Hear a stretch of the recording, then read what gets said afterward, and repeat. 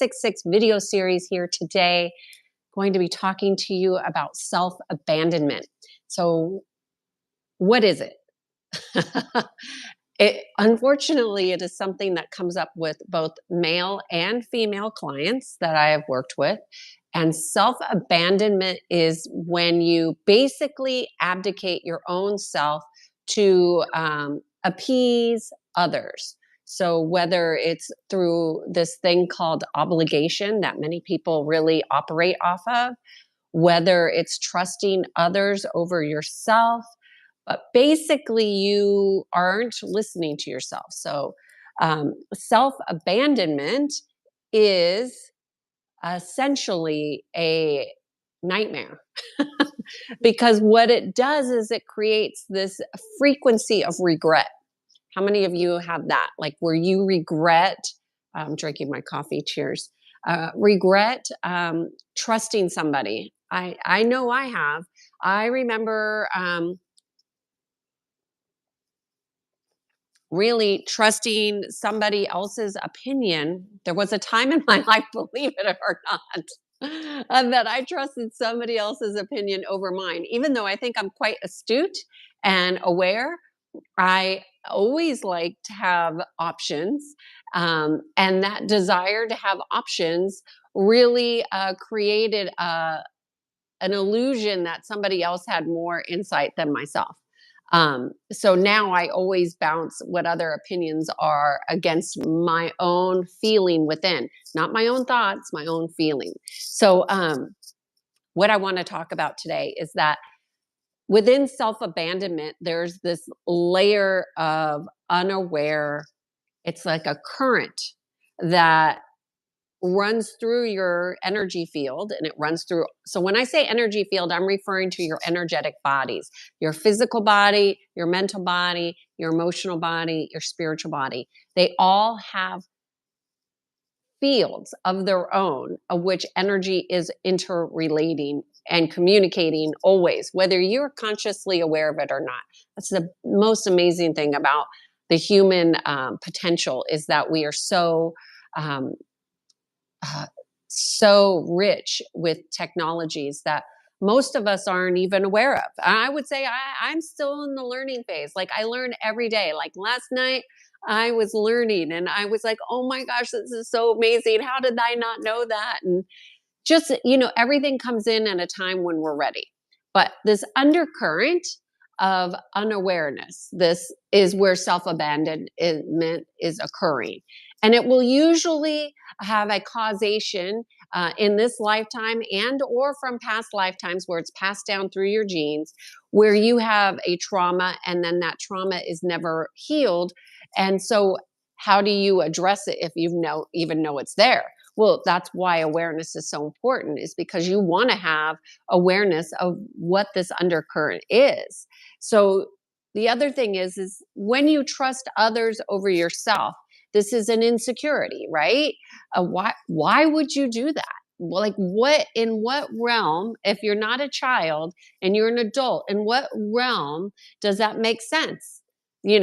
I know I've been around people that lie. You've been around people that lie. So why would you trust people who lie? I mean, it totally makes sense. We just went through a whole global event where our mass medias are now, it's coming out that we were lied to. Surprise, we were lied to. So we need to have a different expectation, not of others, but of ourselves, to trust ourselves and our own inner guidance over what these other people are saying.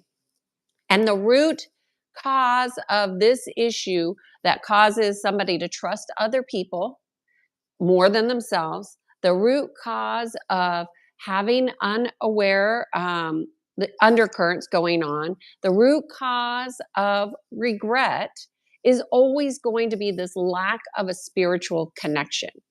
You see all this stuff on the media about manifestation. Nobody's talking about how manifestation process actually occurs. It's through your spiritual connection. You're not disconnected. It's not from the power of positive thinking, which, by the way, I will say that I'm all for positive thinking, but not when it equates to you denying your own personal experience. Like if you're not willing to look at where you are limited because you don't want to see limitation, how are you going to address that? But you want to manifest, but you don't want to look at manifest. You don't want to look at where you're limited.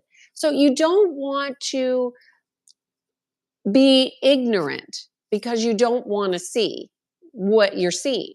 So this is the real key here is be willing to see.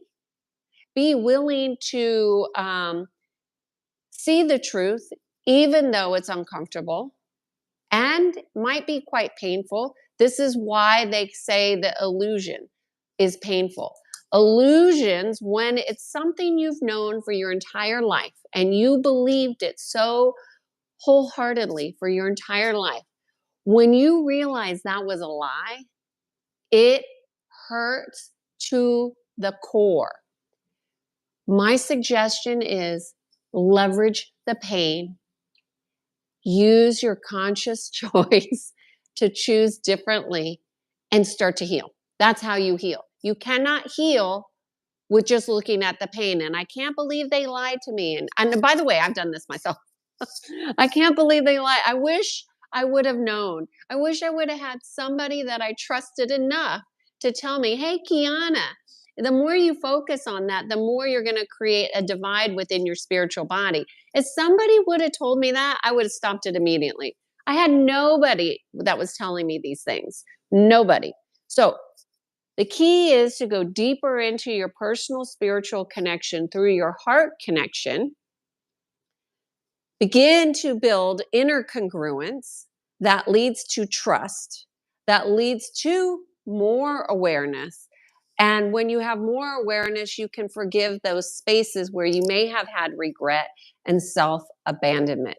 And you can decide today in this moment while you're watching this video, this is the end of self abandonment, that you will forever follow your own instincts, even if it's unpopular, even if it's scary, that you follow your own inner knowing, your own inner truth over what everybody else is doing.